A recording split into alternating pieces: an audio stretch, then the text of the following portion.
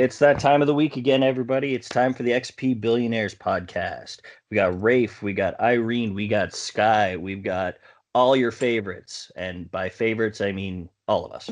How's everyone doing? Not bad. Not bad. Sitting here with my tea. This time it's melon drop. Ooh, fancy. Very fancy. We're all drinking tea right now. Cinnamon almond. Yeah, I'm sitting here with the plague, so anything to keep my throat in check would be quite nice. What's everybody playing? Well, I've gotten back into Dragon Quest XI at this point. I think I'm just going to try to plow through the end, see if I'm actually leveled enough at this point. My guys are in the, I want to say 50 to 60 range. I can't remember. The 60 range, yeah. So yeah, we're into 60 at this point. Yeah, early 60, maybe late 50. I Yes. thought last time I saw you play. Yeah, I've got one character up to 60 at this point. And then the rest of them are just like trailing at 50, 59. I have created the Armored Whale, and I'm getting ready to go for the final boss. The real final boss, I should say. Yes.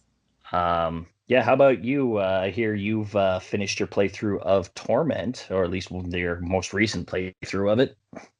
Yes, and I'm gonna end up playing it again at some point. It's just, there's so much. I went for a very destructive ending. I mean, sometimes you need to, though. Yeah, I was like, no, bad guy. I don't recognize your authority. Screw you. And the result was somewhat disastrous. So that's 2 different endings under my belt. Eventually I'll go for another one. No, that's good. I mean, you can keep going, no problem. There's still so much more you can do in a game like that, and so many different circumstances. You know, you have the right party members in it, and you can get some different interactions overall, which is kind of fun. Yes. And now for the meantime, I'm playing Let's Go Eevee. Yay, Pokemon! Irene, what you playing? Oh, still like chipping my way at Persona 5. Just finished Kanashiro's dungeon, if that means anything to anybody. So I'm on to the next one, which is promises to be interesting. It'll be nice to have like it'll help be nice to have like a new party member who's not necessarily, combat oriented, since I've gotten through this point before. Other than that, Spyro Reignited Trilogy came out this week, so I've cleared 2 games so far. Oh! And just been 12 years old again, and it's been fantastic. Seems to be the theme of the week. Well, they're really great. They're literally just the original games, with maybe some new voices in a couple of places where the files couldn't be cleaned up, and the engine runs beautifully and smoothly. And I was surprised to see who the publisher was, because I couldn't remember if Activision was involved in it before, but I did a little bit of digging. It turns out they actually acquired the studio that did Spyro the Dragon a few years ago. So I was like, I couldn't remember them being on that label. It would have stood out to me, I feel. But either way, it's great. I would be totally down for more Spyro games. Get the little purple dragon with some 90s attitude and just fun, innocent stuff. Though, holy crap, I did tweet out earlier this week, but I'll reiterate it again. I have never seen so much like Bugs Bunny level cartoon violence in a video game. There are moments where I'm like especially in Ripto's Rage, where they have these intro and outro sequences for each of the worlds, where I sit there and I'm like, well, that guy's just dead now. And his friend murdered him, straight up murdered him. And he's acting like it's like everything's okay, it's cute and funny. And when I was a kid, I was like, this is hilarious. And as an adult, I'm like, oh, this is really dark. Alrighty. So shall we were on linear narrative, weren't we?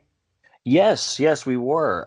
So for those of you who've listened to us last week, you'll know that this is part 2 of our discussion of open world versus linear. If you haven't listened to us last week, I'm not really sure what's wrong with you. You should probably go back and listen to us.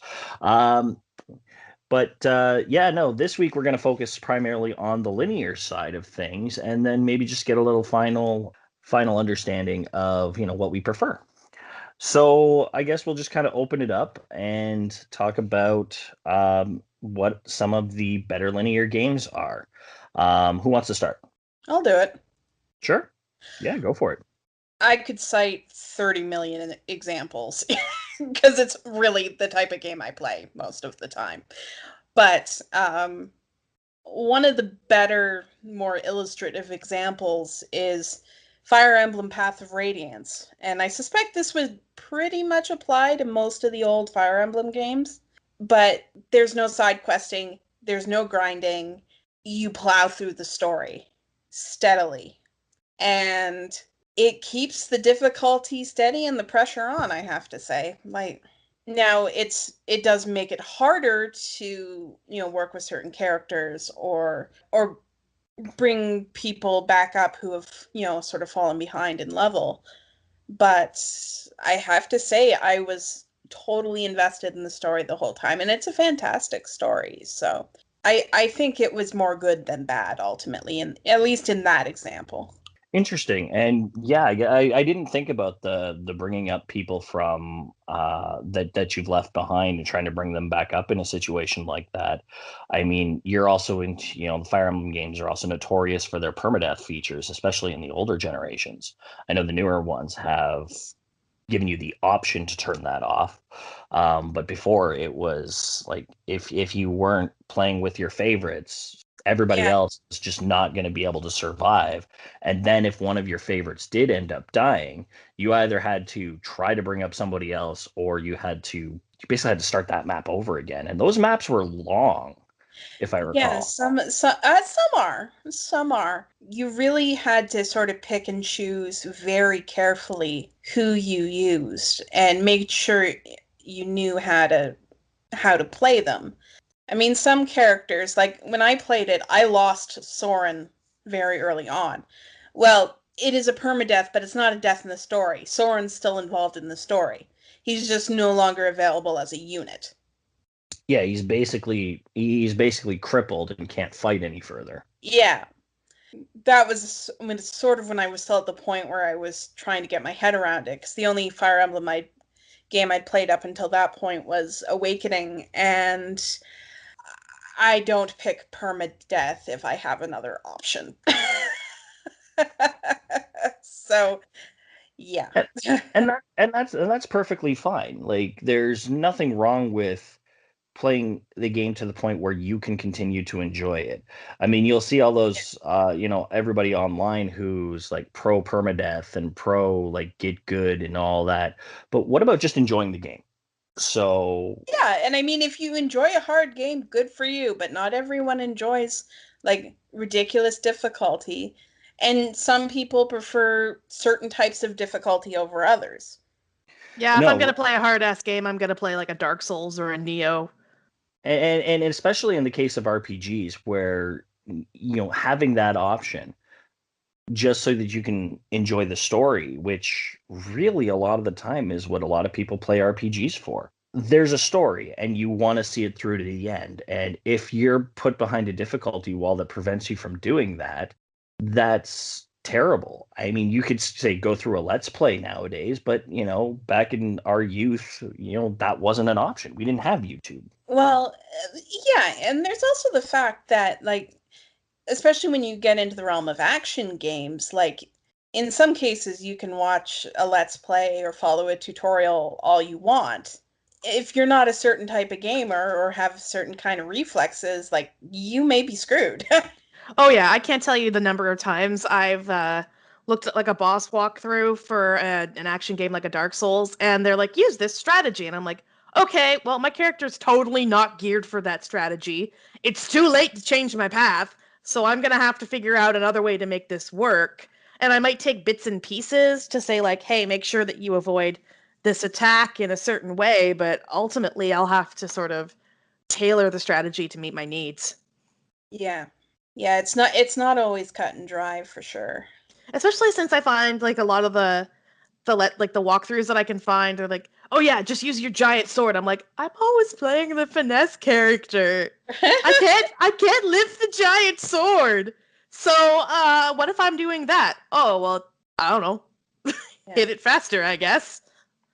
I always play the finesse character, which means I'm always playing in, I feel like, extra hard mode. Because you're squishy and light and you don't do tons of damage. All right, so linear narrative, Rafe? Sure. For me, I think one of the best examples for a proper linear narrative, sorry, would be the Persona games. More specifically, the current generation Persona games 3 through 5. I think that those ones really kind of took the idea of a linear narrative and shoved it down your throat. Basically, by having a daily schedule that you have to follow, while it could be repetitive at times, um, even in those days, you were still free to do everything that you wanted, but the story was still going no matter what happened, no matter what day, what you did Tuesday, what you did Thursday. Eventually, things would progress. And in games like Persona 4 or Persona 5, where there was a heavier focus on the deadlines for completing those tasks, like I never felt overwhelmed. I never felt like, oh, I am not going to meet this deadline. And more often than not, I would actually complete that part of the story way ahead of the deadline, which left me a lot of open space to just continue grinding, continue building my social links, just continue doing that. And yes, that can get tedious after a while, but it's worth it. It drives you to the point where you are now going to the next phase of the story. I'm sure, Irene, you're going through this right now with Persona 5. Yeah, I was actually going to mention it, and then I was like, oh, crap. Well, Rafe's going to talk about Persona, so I have to find up another example. I was like, I got this linear narrative thing in the back. Oh, shit. It's true. Though I will say for Atlas, if you're listening, if somebody from Atlas is listening, for Persona 6, can we make the calendar, because there's always a calendar in the menu, can you make it so that when you establish a social link, the calendar shows when that person is available? Like, that would be really useful. That would be nice, actually. No, that's an interesting point.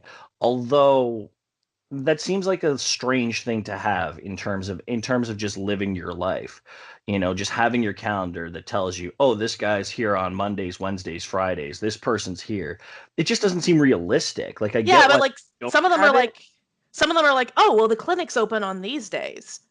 And like the airsoft shop is open in the evening on these days. Also, I have band practice Monday, like like just maybe some more general ones at the very least. I know it's weird to like track all your friends' movement, but let's not kid ourselves. You're basically a stalker anyway. Yeah, a little bit. You're basically a chameleon stalker in those games where you're like, I totally agree with you, crazy person. That was a really, really like messed up thing to do, but yeah, I'll cheer you on for that. On the inside, I'm cringing a little bit though. Especially less so in the like more modern examples like Persona 5, but I'm thinking back all the way to Persona 3 where you had to pretend to be an absolute idiot for Tanaka, the man with the who eventually got his own like Sunday morning shopping show, but like in Persona 3, he was like this shady businessman and you just had to pretend that like you didn't know he was totally taking you for a ride the whole way through. Have you fixed the laptop yet in Persona 5? I don't think I've gotten the laptop yet. Okay, you need to find the broken laptop and then get it fixed. I know that the guy next door wants to sell me a game console, but I keep forgetting to go talk to him. I'll have to go do that next. I can't remember where you might get it from him, or you buy the tools to fix the computer. But once you fix the laptop and you boot it up the first time, oh my God, you are now on the dark web. And you are now buying underground merchandise from. Tanaka. Yep. Well, doesn't surprise me at all. I'm actually more surprised that he learned how to use a computer because he was not smart. No. But he's good business sense. Apparently he made money. He made money swindling teenagers. Let's not kid ourselves. Well, yeah. Also, like I bought a shit ton of stuff from him in Persona 4 because it was usually a steal in comparison to whatever retail price was available. But yeah, my point is, it would be great that because I've noticed that there is a calendar feature in the menus, and when you open it, there's not much information displayed there. So either, I don't know, remove the feature entirely because it's not very useful, or actually put information in it to make it so that the player can refer to it. Because I can't tell you how many times I'm like, I have these two options. Oh, but that person's probably available tomorrow, and then they're just not. So it'd be great to be able to like keep track of that in some way without me having to like look like the crazy yarn man from all the gifts with a spreadsheet behind me. Oh yes, I know what you mean. But I need to do this tonight because the moon is only available on Tuesdays. Did you have another example though, Irene? Oh yes, I came up with a couple actually. Sorry to take us off track a little bit there. Tales games in general. I find that they tend to be more linear than open world for sure. And while there's side quests, they tend to be, more about world building and character building. And even if there are long strings of side quests, they're generally building towards like some of the series mainstay super bosses. Oh, I can't remember the name of the one right now. But anyway, as you progress through the story, the side quests tend to sort of follow you wherever you're going. So it's for a lot of the main ones, it's easy to sort of not necessarily have to go off the beaten path to complete them, So it's like, oh well, I'm in here for the story reason, and I'll just like kill this monster that I gotta kill too. And they're not side quests that are like kill like 5 boars. It's like, no, there's a serious ass threatening monster, and we'll pay you bounties for killing them. So they're like mini boss fights almost. And the way they progress is, of course, they follow you throughout the world. So you're not really necessarily like leaving the beaten path in order to deal with them. And also there are moments I find where the game goes, nope, the narrative is more important right now. We're going to suspend your ability to do side quests for a little bit because if we break up this chunk of story, it's going to lose its intensity. They're normally well side posted. Oh. You know what I mean? Yeah. I mean, those are, you see those in various games from time to time. It's just like, no, we're not letting you leave the city right now because given what's going on, that would be ridiculous. Exactly. Or, hey, we got to break into this underground base. You ready? Okay, we can't leave the base until we're done because that would be ridiculous. Again, so there are moments where I find in the games that the narrative's definitely prioritized over whatever heck the player wants to do. And there are other moments where it's like, okay, well, we're back into like the falling action a little bit, like a valley of our storytelling rather than the crescendo. So maybe get some stuff done that you wanted to get done before, you know? Mm-hmm. I'm also going to give like a short shout out for a very probably unconventional pick, Borderlands 2, because of its, first person shooter styles, but I would consider due to the character building and character building aspects and all of the different stats on the guns that you have to manage, I put it very much in the category. But same way, the player moves through the world according to the narrative's pace, and side quests are for world and character building again. Also, it's a hilarious game. Like, I can't get over, like, everyone's dumb. I was just playing actually the pre-sequel before we logged in, and I need you to kill this Vault Hunter, boss man. Why should I do it? They said your jump pads are stupid. I will kill them with all of my might. Just the characters are dumb. It's awesome. All right, so we're at the point where we should probably start talking about what we're likely to play and what our preferences are, essentially, linear versus open world. All right, yeah. So we've talked about both sides of the coin. So it's a matter now, what do we prefer? I mean, for me, it's a matter of I will typically lean more towards a linear RPG than I will an open box. Now, that's not to say I won't play one, but it's definitely my preferred wheelhouse. I have to be in the right mindset to play something open world. And I feel like I when I was playing Fallout 4, for example, I played it for a good while and it just felt, okay, this is just too big of a world. I need a break. So I went and started something linear for a while and eventually went back to it. And that was after a couple of months, honestly. I took me a long time to actually get through Fallout, but I did, and I'm happy that I did. But definitely, like, when it comes to a linear game, especially one that's a very, very strict linear narrative, that's enticing me more to just keep going to find out what happens next. I will work with that until completion a lot of the time. Yeah, I mean, I did pretty much the same thing with the original Xenoblade Chronicles. Like, well, I took a break from it in the middle because an Atelier game came out, and when an Atelier game comes out, that rules my life for a while. All things must be put on hold. Yes, everything gets put on hold when there's an Atelier release. But also I was ready for a break.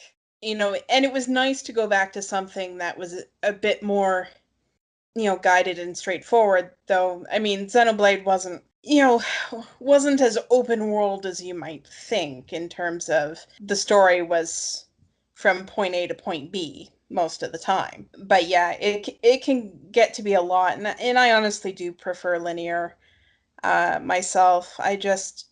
Open worlds often just take too long and are often too confusing to find my way around. And I often just find them boring. Like, there's very few that I've seen that have world design that interest me. Yeah, I can get that. And as far as, a lot of especially more modern open worlds go, there's a lot of repetitive tasks and busy work if they're not necessarily planned well. Yeah. It can get old after a while. So I find, yeah, you're right. They can get a little the sandbox can get a little boring if all you're doing is the same thing over and over again. Well, However, I'll say it, like, it's not quite what I was getting at, though. oh, It's more to do with environmental design. Like, if mm, my surroundings don't interest me, then I don't care to explore them. gotcha. And often I find, like, I saw Rafe play some Witcher, and I saw him play some Fallout, and those worlds are just not visually interesting to me. And if it's not visually interesting, then I find almost no compulsion to play an open world game. See, for me, it's more like what's there to do in the open world because I do quite enjoy like the setting for Fallout and the setting for Witcher are appropriate for the story that's being told. But I get what you're saying that they're a little bit more down to earth than this universe is built on top of the back of a giant.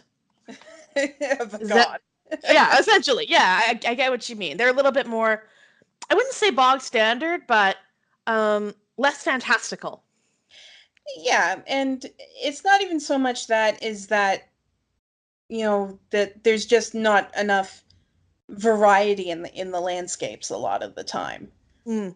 Because, if every 100 feet you're somewhere else that looks exactly the same, then why wasn't it just the original 100 feet as opposed to 400 feet? Yeah, I get it. Like, use the space you use. I mean, you need to use. Like, that's why something like the Yakuza games are so effective. Oh yeah, I totally agree is that a lot of open world games tend to be just big open spaces with not a lot to do and not a lot to visually interest you and not a lot to pull you in. Yeah. So that's one of the pitfalls that you have with those games as we discussed last time. Yeah. Oh, well, I guess it's my turn to talk about my preferences. So I guess I'll just move on to that. Um, so personally, I thought long and hard about this and realized that I'm not sure I really have a preference, so long as the right style of game is selected for the narrative presented. So I'll give you an example. So if you got a narrative that's more focused on themes like exploration, discovery, actually looking around and getting to know the world around you, I think, that makes a good open world game. Like Mass Effect Andromeda, which was a good game. It was. It wasn't what anybody expected it to be in terms of Mass Effect, but I'm not sure anybody was going to be able... Like, none of the series hardcore fans were probably going to be super satisfied with it, no matter what they did. So... Hashtag unpopular opinions. Yeah, hashtag unpopular opinions. I liked Mass Effect Andromeda. There we go. But that game was central to its theme was this idea that you're exploring a new galaxy. So for that, an open world works really well. Because it does feel like, not necessarily that things can be put on hold, but here right now. So why don't you go out and look at what's going on in this area, right? Yeah. For stuff like Persona and Tales, those like its central themes and its central plot points don't necessarily revolve around like, let's see what's in this trash can. Especially for Persona, right? Because you're in like Shibuya. So it's not like it's really necessary. Right. For it to be an open world. And I find that what happens where you go wrong is where you try and fit those like tighter narratives into the open world, or an open world into a tighter narrative. Yes. Like the narrative has to suit the ability to sort of pick up one spot and go to another place easily. Like, so I'll give you an example. So the narrative for Breath of the Wild, which isn't necessarily an RPG, but it's probably the closest Zelda's ever been, it suffered a bit because of the open world construct. However, this was definitely a conscious decision on behalf of the developers, right? Yeah. So the story wasn't necessarily the central focus. The central focus was adventuring in Hyrule and exploring and learning about your past and what was happening now. And like, you had your target goal immediately. Like, you could totally run a Ganon with a stick if you wanted to. The game wasn't going to stop you.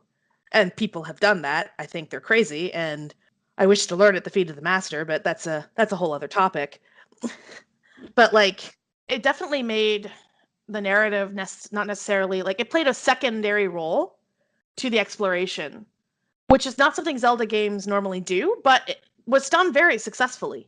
And because they made that conscious decision, I think it wasn't necessarily a detriment to the game. It's when you're trying to tell that really tight, focused narrative in this big empty space that you're going to lose out. All right. So, shall we wrap it up for this week? Yeah, I think this has been a great discussion. We've had a lot of good varying opinions, and that's really what we're all about here, is making sure that, including some nice hashtag unpopular opinions. yes, as always, we're going to get plenty of those coming up, and now and forevermore. So that's that. I always look forward to those. So as always, you can find me on Twitter at BillionairesXP. Sky, where can we find you? I'm at SkyKnightXP on Twitter. And Irene. I'm at iRogue_XP on Twitter. It's going to be a fun time next few episodes, I'm sure. I'm also on Twitch at the same address. Getting ready to stand up the stream soon. Still learning the tools a little bit. In fact, I might get either Rafe or Sky to help me test a few things to make sure the stream's actually working properly before I plug it all to you guys. But also looking for a regular day where I will be playing RPGs and explicitly RPGs, you know? Right. That's fantastic. I can't wait. And yeah, we're more than happy to help. Is whatever you need, we'll do our best. Cool beans. Yeah. I might just need you to watch the channel, essentially. Watch the channel fine. while I fiddle with the settings. Yeah, it'll give us something to do, I'm sure. It's one day when we're bored. Yeah, so and as always, please subscribe to us. We're now everywhere you can get a podcast. We are on Google Play Music. We are on iTunes. We are on Spotify. We are on Podbean, and we are on SoundCloud. You can check out our blog, which will have several links to all of the different options. We're at xpbillionaires.wordpress.com. And always, if you like what you hear, please buy us a coffee, coffee.com/xpbillionaires. All right. As always, I want to thank my hosts for dealing with my insanity as well as each other's. And we'll see you next week.